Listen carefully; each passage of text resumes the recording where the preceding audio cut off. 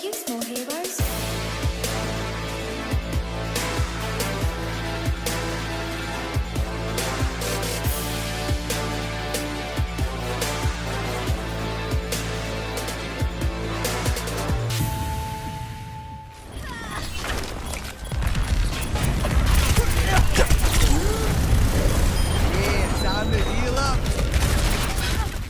Hello everyone, and welcome back to a new position replay. And today's position replay, I want to put on Havana. We did do a little bit of a VOD study on Havana for a player recently, and I like this map. I like it a lot. It's actually one of my favorites. And I had a pretty good game the other day as Lucio, a gold tier game, and I think a lot of it came down again to the positioning of where I was, that we were able to be so successful and actually full hold on the first point of Havana here. So what I wanted to do was showcase, again, just kind of thought process, where I am, what my goal is, how I can stick to it, and then, you know, how it played out ultimately. So hopefully this is helpful to some of you. I know first point Havana is kind of it's kind of hard sometimes to crack that nut. So hopefully this is helpful. Okay, so to start with, this is kind of from the defensive point of view, Havana. So this is the right here is the enemy spawn.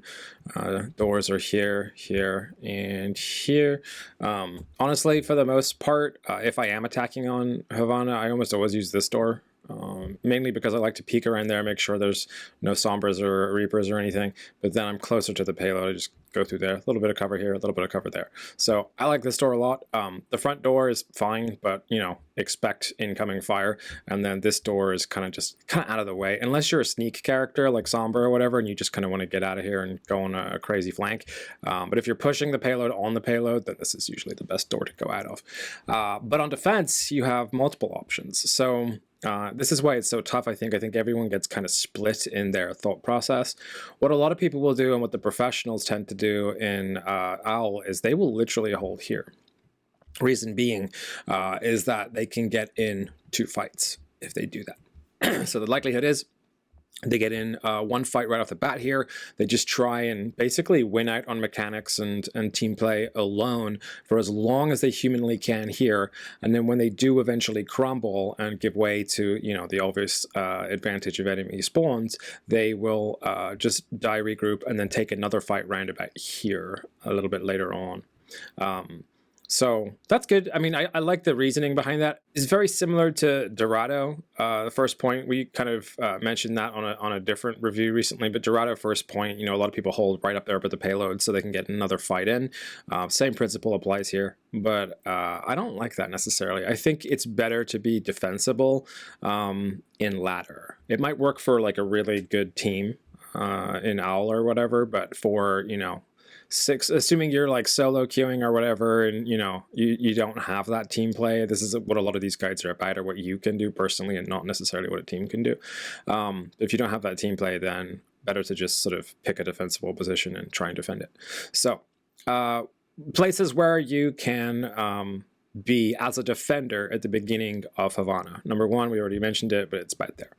Number 2, there's some high ground right here that a lot of people will like to use. There's pretty good sight lines down here, down the entirety of the stretch, and across as well. You can kind of see through the gaps a little bit, and to the back line in case they're getting dove by an enemy that's kind of flanking out of the back here. So that's kind of nice. It's a decent-ish position. And then you also have up here. So let's put those ones back. Sorry, I had to clean it up.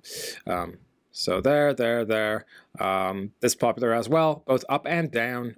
You can hold on the high ground or the low ground. Low ground's good because it's got a lot of cover if you have like a Pharaoh or whatever. High ground is obviously good. It does have cover, but a bit more exposed to mobile characters. The other 2 places that people tend to hold are going to be right around this corner here, looking in, and then right around this corner here, looking in.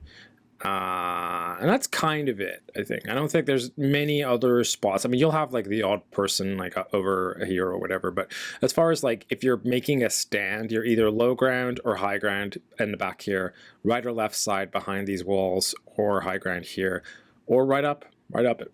in this general area. Anyway, a lot of people will just play kind of close to here as well. So where do we play in this game? Well, we play this corner, pretty much. I have a plan that I try to enact on Havana, or on a lot of payload maps actually, which is that the payload has to travel along a set route, right? Once the payload reaches a pretty distance away from spawn, and it's kind of on a corner where there's a lot of natural cover, it becomes the best time to try and eradicate the team from the payload so you can take it back over. That way it's so much harder for them to recontest and get back onto the payload, right? It's because they take all this incoming damage. So if the payload is stopped right here, the people that are spawning, they're having to go here to get to the payload, or worst case scenario, they're going around on the flank or whatever, but they have to come to it, right? So in that instance, they're going to take a ton of incoming fire from all angles, and it's really tough. It's really tough to take it. That's why shield tanks are so kind of important on the beginning stages of a map like this. So my goal is for when the payload hits about here, remember I'm here, I'm going to contest it from the corner, so I'm going to keep kind of out of sight the best I can, and I'm basically going to use this almost identically to how we use that statue at the beginning of Blizzard World. It's going to be my go-around, right? So I'm going to try and get it parked here. They're probably going to have some teammates dotted around behind it, trying to get to it, trying to push, maybe some staggers or whatever, but I'm going to use this position, peek around here, back, peek around here, back, and occasionally wander off and do little missions. The reason why it's okay to do a little bit more wandering as a character like Lucio as opposed to a character like Zen is that Lucio's survivability is very high. So not only, of course, does he have heals that he can amp to save himself and others, but also his speed is quite good, and using his wall ride in conjunction with that just makes it so much better. So Lucio can get away with a little bit more than Zen can, and Lucio is also a huge pick for peeling.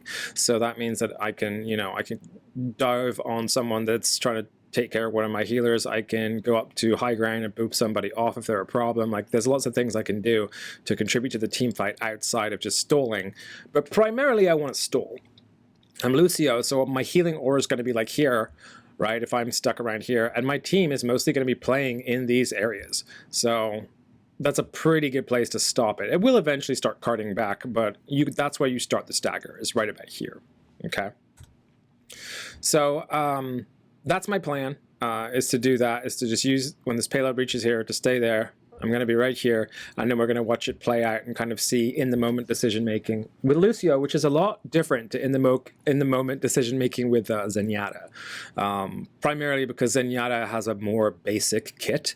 A lot of his is just aim, and he has the Discord and the Harmony, and that's all he has to really worry about, is just trying to make sure those are always on somebody. Lucio is a lot more technical and a lot more interesting. I don't play him very well. I don't wall ride as much as I should. There's a lot of things I don't do well with Lucio, but in this instance, what I was trying to achieve worked out, so that's why I want to kind of showcase it a little bit. So I'm gonna take it full screen here, and something that happened at the beginning here is so weird. This Moira just asked us to group up with her, and I don't know if she was talking to us or what was going on, but she's group up with me. I came over. She just kind of looks at me. There's a little bit of a thing there, and then runs off. So I don't know what that's about, but so anyway, this is the corner I'm primarily going to be using until the payload gets to me, because I have to wait for the payload to get to me. Oops. I'm primarily going to be using this wall for the majority of my cover. And we can see kind of here from this viewpoint as well what those positions look like as far as their sight lines and stuff. Up here is the, if you're firing down snipers, good for snipers. But I'm mostly going to be using this wall, and the payload is roughly down there somewhere, and it's going to be traveling this way. Okay. Let go. Lucio actually can do a decent amount of spam damage on shields, so if you're ever in a place where you're not doing much of anything, just shoot at a shield. Like that's the least you can kind of do in some instances. If you're not checking for flankers, it's too early for flankers right now. Just spam the shield. You get it to break faster, and you know, and when it breaks, then they're in big trouble. So you can see they're all kind of clustered up here, right? So this is an aiming tip, and I trust me when I say that my aim is god awful. In instances like this, where you can kind of see there's almost like an area where the majority of the team, you can see they're kind of like this. That's what their heads are. So I will pre-fire the angle. So I'll like keep I only have a dot for my my thing. The green dot there is my reticle. I don't like the other ones. So I would just kind of like, in this tiny little area here, just run the dot up and down here, just pre-firing the angle, hoping that I can crack a few heads. Lucio's primary fire is really strong. Like you can take down tanks pretty quickly with it, and if you can hit your shots, then you can seriously do some damage with it. So, so right now my goal is use this wall for cover.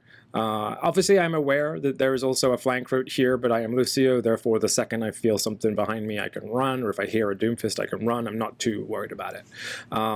And my team is still doing okay. They're standing here, but as you can see, it is starting to approach where I want it to be so that I can contest. And that's ultimately where I'm after. So here we go.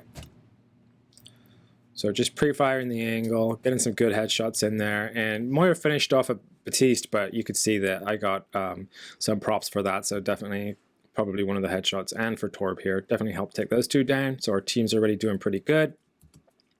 So I'm already kind of where I want to be, right? I mean, the payload's here, it's made its way pretty much to where I wanted to stop it right here. So now I'm using this as a gigantic wall to block any damage incoming to me.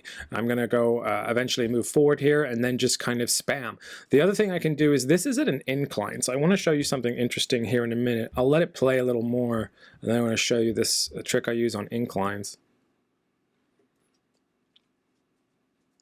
So again, just contesting, just in and out, dipping in and out. And remember, because I'm Lucio, just existing heals my teammates, but occasionally I will amp heals just to make sure everyone's topped up. But I try not to do it on cooldown. A lot of people will amp on cooldown. Don't do that. There are times when it is definitely more useful, or when you need to make the decision as to whether you need speed or heals. So my Hammond is up there. He's critical. I do have a Moira who's main healing, so I'm honestly not that worried about it. I think it would be far too risky in this place for me to attempt to wall ride up here and then like jump in and then start amping heals. Or, I mean, I guess I could dip around there, but it would take me so long to get around there that I don't think it's worth it at this point. And the Hammond can just stay out of line of sight or come back to us for heals. Just stay in my aura, or, you know, Moira can throw an orb up there or whatever. I don't think it's worth risking my life to save this hamster, which is the reason why I don't do that in this position. Again, they're not really making any progress here. They get the shield up. We just pound it with damage. I do turn tail here. It's good to recognize when you're in a situation where you might need to reposition. So here, this is the last image I have of this corner right after I tried to boop this shield apart. The last image I have, as blurry as it is that there is a ton of enemies here, right? So knowing that, even though as we like move the video forward, there's only really the Hammond that comes up to contest me, I do know that there's a pack of people behind him. My team, as you can see, sensibly, is over there. So my thought is, get the fuck out of here, go regroup with my team, and do it as fast as you can. The card still hasn't really gone too much further forward. We can definitely still stop it where we want to stop it, but it's turn tail and run. An interesting fact, you do move faster. I don't know if it's every character, but I know it's definitely some characters. You move faster when you turn around. So sometimes it's worth that extra second of spinning around to run away as opposed to running backwards. I'm not sure if that works for every single character or not, but I do know that that's a thing. Like if you turn around and run, you're faster than if you don't. So I just try and use cover. And again, this is kind of a good sign of positioning as well. Let's break it down to the macro level here. My thoughts are minimize sightlines, right? So I turn tail, I run into this little area, and I've minimized sightlines against me. No one can see me here. I then jump across here real fast. I then jump back to my team, boop to try and get anybody out of their face, and just start playing in front of the card here. I'm about to beat. The reason why I'm beating here is because I feel like their momentum is too strong. It's a weird gut feeling alt. It doesn't happen very often. Most of the time I'll save beat to use it for like an ultimate or whatever, but in this instance, at the beginning of this map, and because we were going for a full hold, I felt like if I beat here, then we should have enough to push them back off the cart, which is ultimately what I'm going for, and then regain control of it. So let's go back to the map a quick second here. Okay, so the payload is right about here. They are all behind it, dotted in various different places. I don't think any of them are on a flank currently, so they're like there. My team, the majority of them are clustered up here close to the payload. They've been taking a lot of incoming fire, and this is about to round the corner, right? So I ran around here, ducked under to try and regroup with them, booped to try and get anything like back. Remember, your boop is like such a good peeling tool. It really is. But I booped and then and I beat, and then we start pushing. And that's the part that, you know, you need to follow up with when you're using beat. If you are going to use beat aggressively, it's not the best use of beat, but it definitely can be a thing. It's kind of the same as transcendence, although I would never recommend using beat to save yourself, I don't think. Well, maybe like in like extreme circumstance, but yeah, in this instance, I use it to push them off the payload, and let's see what happens. Beat, push, push, push, push. I start, and you'll notice I flip over to speed as well. If I wasn't already, I don't remember if I was, but it's very important when you want, yeah, I do. So this is why I do it that way. As Lucio, you can control the aggression of your team by using your healing versus speed. So, what I mean by that is that if you are, like, let's say at a choke or whatever, and you're just kind of like your main tanks are meandering in the choke, they're not really pushing forward, they're kind of back, forth, and they never commit to anything, you can force things along with speed. So if you switch over to speed, suddenly they're moving a little faster and they may have gone further in than they intended, and then they're there, so they just keep going, and then the rest of your team's kind of running in fast behind them, and it causes this kind of ripple effect of aggression. Of course, if you amp speed, it's even more amplified because everyone's suddenly moving really, really fast and they feel like they can take on the world. It's like a quick hit of coke or something. They just suddenly go like, you know, schizo mode or whatever. So so the beat leads to aggression, kind of similarly as Moira's Coalescence, Mercy's Valk. Like, it's one of those things that when you hear it, you're like, oh shit, I only have these shields for like a couple seconds. I should make use of them. I'm gonna, like, you know, get a little bit hairy. So that's what happens. So I try and take advantage of that. So when it flips over, when I've done the beat, I flip it to speed and I push towards the enemy, hoping that everyone else will feel that same wave of momentum hit. And it actually works. So here we go, momentum. I shouldn't be frontlining. That is bad positioning for me. But like I said before, I'm Lucio. I'm way more survivable than Zenyatta. I can get away with a little bit of frontlining as long as I return back to my position, which is what I do here. So that was nice. So we got a couple picks. The card is now completely ours. They have some staggers off to the side there. But look, we're in a pretty good spot. Just clean up around the card area. And back to main position. Start spamming the heads again. This is what I wanted to show you earlier. I think this is a really cool trick. I use it a couple times to see if it works, but it doesn't always work. But when it does, it's really kind of funny. This payload and all payloads don't have real wheels. They're futuristic car truck things, which means there's actually a gap underneath the payload. So this is something to bear in mind. This is more of a sort of a general game sense thing, but you can see, like, here's the bottom of the payload, and there's this kind of gap underneath. So why is that useful to note? A couple of reasons. Number one, I can shoot through it completely uncontested. And if you want to talk about narrowing sight lines, if this is the enemy's sight line, they ain't going to be doing a whole lot with it, especially because they're going uphill. So essentially they can't even see much of anything. And I could shoot completely uncontested under here. And then most likely going to be behind the payload trying to push it, right? So it's a really good place to spam. But the other kind of neat trick to know about it, and this goes for beat, it goes for shatter, and a couple other sort of ults where you have to be within a certain area to get it. You can do it under the payload. So you can shatter under the payload, you can beat under the payload, and anyone on the opposite side will be affected by that.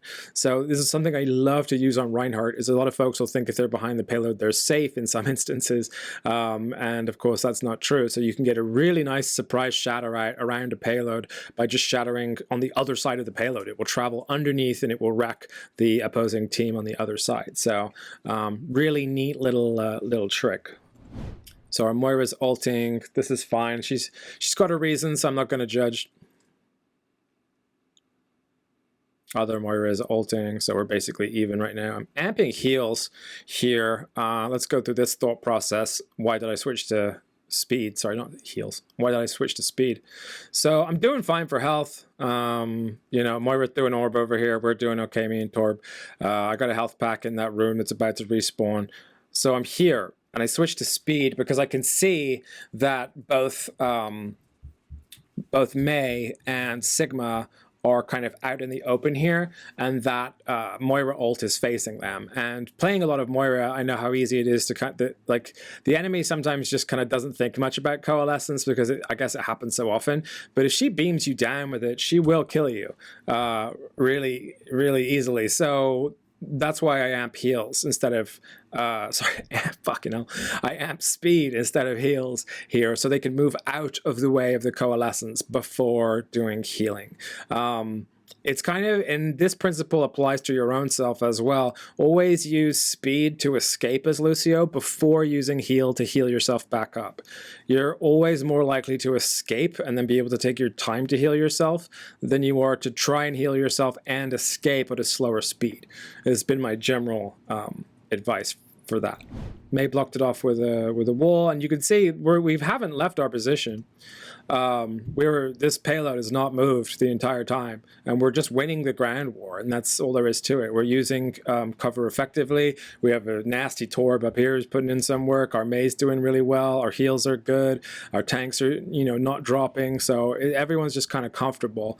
And I also wanted to stop on this frame just to show you, if you're like a character that isn't necessarily in the thick of it all the time, like Lucio, take this shit down. Like, if you see it, just shoot it. Like, it's, if you're at a distance, especially if you have like Zenyatta's should always just volley this as soon as they see one. But yeah, just try and focus it as fast as you can. Otherwise, that'll let them regain too much momentum on the payload. So if you're one of those characters that maybe isn't necessarily needed for your DPS output, then use your limited DPS output to take care of things like this and like turrets and that kind of stuff. So I'm trying to get rid of it. It goes down. Boop down the Baptiste. Amping. That was. Let me go back to that again real quick. That was amping speed to escape before going back for heals again. Same situation. So I'm obviously out of position here when I jump down to boop the Baptiste. I have a goal in mind, and that is to kill him. So when I jump in and kill him, I immediately turn tail, speed, get out there, get back, and then flip to heal. And that's kind of like my rotation with Lucio is pick a place that is, especially on defense, pick the area that you want to defend. Make sure it's by your team. So because your team, like with Brigitte, your team benefits from your aura, your healing aura. Know the limits of your aura so you know whether you are actually helping someone or not, because it is line of sight. And then basically just kind of try and play around your team and play the objective. Remember, it's an objective-based game, so kills are nice, but ultimately, if we can stop the payload from moving, we're going to win. So that's, you know, people forget that way too often, frankly. A little bit of mechanic work needed there. So balls got dropped on us, ineffective. Yeah, so I can see here again. This was we had a video the other day that was similar to this. Do pay attention to when the payload stops, because it's very easy here to think that ball's gone, so payload's fine. But I noticed that it had stopped here. which is why I suddenly like go, okay, something's going on here. And then I see McCree, and I think he does flashbang me, but I survive. Oh no. No. We get him killed. Amping heals and speed to get people out of a bad situation. Moira's on point with heals anyway. And here I'm just, I mean, you can see what I'm doing, right? Like, it's the small things like this that make up all the difference. People are not going to see me. I'm so crouched down behind this payload, they can't see me or deal with me from where they are. There's a diva that's up here causing problems, so I opt to just take my time and fire up here and like pre-fire this corner. But they can't move the payload, so even if they're killing us or making progress or whatever, like they're not going anywhere with it. So I'm just gonna keep firing at the diva, make her go away. At this point, I see the Hammond go up there and I think, okay, he's gonna deal with her. And I'm thinking to myself, should I go help him or not? I don't think a Hammond can take a diva. And then I notice Moira in frame here. So this is my exact thought process was, okay, I've been popping away at this diva. I'm like, Hammond's gone up to take care of her. Moira's here though. So should I go help or not? So this is my decision-making process in game. And I do opt to go and help Hammond. I'm not very good. No, it wasn't very gallant, but it did work. So I opt to go in a second here once I realize she's still there. Come around. I wanted to just try and boop her out of the window. I thought she was up in this corner and I misjudged it. So I went for that. Fucked up. But I did catch her on the way out. Got her demeched. So that was good. This is always fun to look at. So this Batista, this is like the ultimate definition of how you should be playing the game all the time anyway, right? So with Batiste, how do you counter that window? Thinking about it now, like, what is your best counter against this window of death? It is to move, right? It is to move out of the way of the window of death. Don't stand in front of the window of death and you'll be fine. That's pretty much the general rule around death windows. But in this instance, and in every instance that you're playing the game, you have to imagine that the entirety of everything in front of you is one great big death window. So this is the true size of the death window currently, which is, you know, basically the entire front of here to spawn. And guess what? There's some mini death windows off to the side as well, and behind me even, and definitely over here. So the same thought process that you have when you're trying to avoid this window should be the same thought process you have all the time. And that's really what the positioning boils down to. Like I said, it's literally a case of minimizing the angles that people can hit you while maximizing your value at the same time. Like, what can you do with your kit that will give value to your team whilst remaining hidden? As a support especially, and this is like the number one rule of a support, is don't die. Like, it's your job not to die. Your tanks are there to make space for your DPS. Your DPS are there to kill things, and you're there to keep everybody alive. So your primary thing is don't die.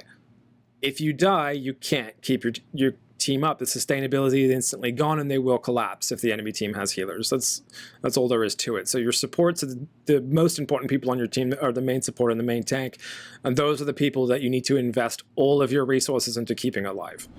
So I back up and I try and get out of the way of it, although honestly there's no one that's taking advantage of it. And I'm kind of in that zone right now where I don't respect the enemy at all.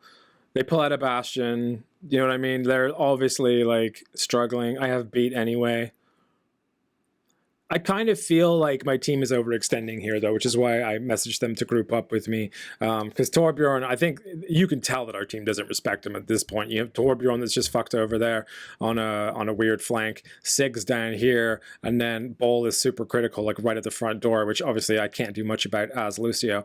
So I'm just staying by my cart. Like I'm here. I want them to come back to me. I'm not going to overextend to try and do that, but I can maybe help a little bit. So like down here, for example, if I feel like the Sigma's in trouble, don't forget I have my speed, so I can get to the Sigma, amp speed, and get him back to the point as soon as possible. Which I think what I opt to do here, yeah, is to get them out. So this is what I'm doing there. Let me go backwards a little bit. And again, it's the macro decision making that really makes the difference in a lot of these games as to whether you can hold or not. I mean, our enemy team is not good, so it's not like we're fucking geniuses or anything. But in this instance, I did want to showcase this. So I amp heals to begin with to try and help the ball a little bit. Then I realized that they need to get out more so than they need healing. So I flip it over to speed. I'm then just standing kind of close to them so they can use the speed to back up. I don't choose to use beat here. And pretty much that fight is over. So we're good. Moira's healing everybody up. And you know, we haven't really moved a whole lot. So we're just contesting the cart, amping heals, boop them away, recontest over and over. They have a Widow now, which is immediately why I do this. I don't. I realize that I fucked up, basically, at that point. So, again, this is a bad beat. This is totally a bad beat. But watch what I'm looking at here when I realize how fucked up I actually have done this. Also, look at the angle I have here. So this is the downside to a Mei wall. I like that she blocked probably a lot of incoming damage with it, but I can't see anything. So then when I jump in thinking, oh, there's a Batiste there, I'm just going to, you know, oh, there's a Moira, oh, there's a Bastion, oh, a Widow just shot at me, oh my God, I'm in trouble. And then I just go, fuck this, drop beat, and back up to the payload. So mercifully, my Moira kept me alive, and Beat kept me alive, and we survived, and I survived. So again, like I said, that's your number one priority as a support, is really just to stay alive so that you can keep everyone else alive. So even though I'm not super proud of that beat, I did think it was an okay call, considering that the alternative was a potential snowball for them if I did die. And as you can see by the clock, there's not long left. In fact, I'm pretty sure I die here and then that's it. Yeah. So Diva Bomb got me. I tried to escape. Oh well, didn't work. So at this point, we're doing okay though. You know, pretty much everyone is dead. And I'm Lucio, so I can get back to the payload real fast. Stumbles. This is why I'm not very good at Lucio. I have a lot of trouble with his movement mechanics. I try. Sometimes I pull off cool shit, but I get hard carried here by our DPS. There's a Tracer on the payload that no one can seem to kill. I'm just chasing her around. And then eventually I get fed up and just boop and blast her. And we win. So, yeah, this is maybe like I don't know. It's like less in depth than the Zenyatta guide was, but hopefully you still learned a couple things there. Your main goal, for Lucio specifically, is obviously to keep everybody topped up with heals, but also use your speed. Like, it's such a clutch thing to do. You get to choose how quickly you can escape, how quickly you can engage. You can, you know, change the aggression of your team all on a dime just by kind of flicking this one switch from heals to speed. Oftentimes, making your teammates faster means they're more likely to win a fight, which ultimately means that you're not going to have to heal them anyway.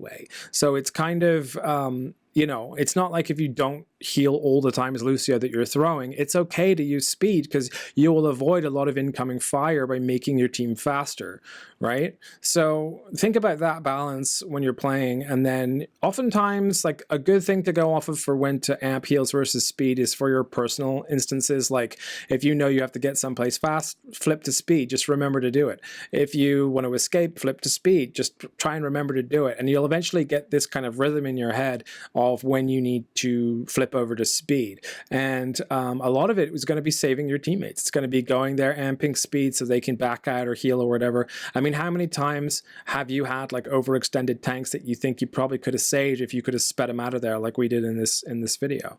Right? So those are really good things to kind of master. I didn't do any kind of like fancy wall riding, shooting from buildings or anything on this one, mostly because I wanted to go for the full hold on it. So we just kind of played it safe, and we did manage to hold the payload. As you saw, didn't go any further than this.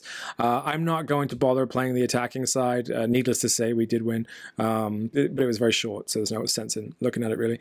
But yeah, we did manage to stop the payload in its tracks here, right at the first corner as intended. And you know what? You know, even if it had made it a little further in, or like around here or whatever, we just would have kited back. Like, we just would have gone back here, up there to high ground again, or right into this mega, or right in the back of here, or to the back of the car. There's a lot of places you can go to on Havana for cover. I mean, look at this. So many places where you can use cover in this back area that you can peel to. But hopefully you don't need it. Hopefully you can just stop them there. And then, you know, after like, and this is a thing that happens, I think, with a lot of these types of maps, after a certain time, they get so tilted that they're trying anything. They're just throwing everything but the kitchen sink at you. So you can kind of build on that momentum with your momentum towards the end. So you're already like feeling pretty good about almost full holding something. And then suddenly, you know, the enemy is starting to get more and more tilted. So literally, the longer a defense like this goes on, the easier it will be to actually complete it. As long as you can avoid the ultimates. That's the hard part, is trying to avoid the ultimates, which is why the ultimate economy and kind of guessing when the enemy has ultimates is so important.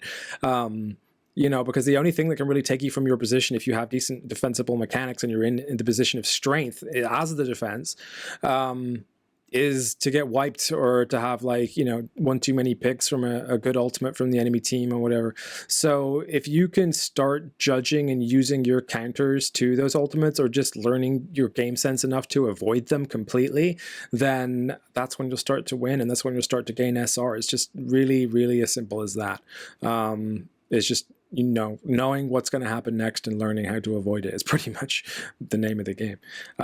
So yeah, hopefully this was helpful in some manner. Sorry it wasn't as in-depth as the Zenyatta positioning one. I do think it was still kind of semi-interesting, though, to show one of the ways that you can attempt to try and do a full hold on Havana with your team. So thanks so much for watching and listening. Please do remember to leave a comment or a like if you liked it. I would love to keep making more of these for you, and I need to know that you guys like it. So please do let me know.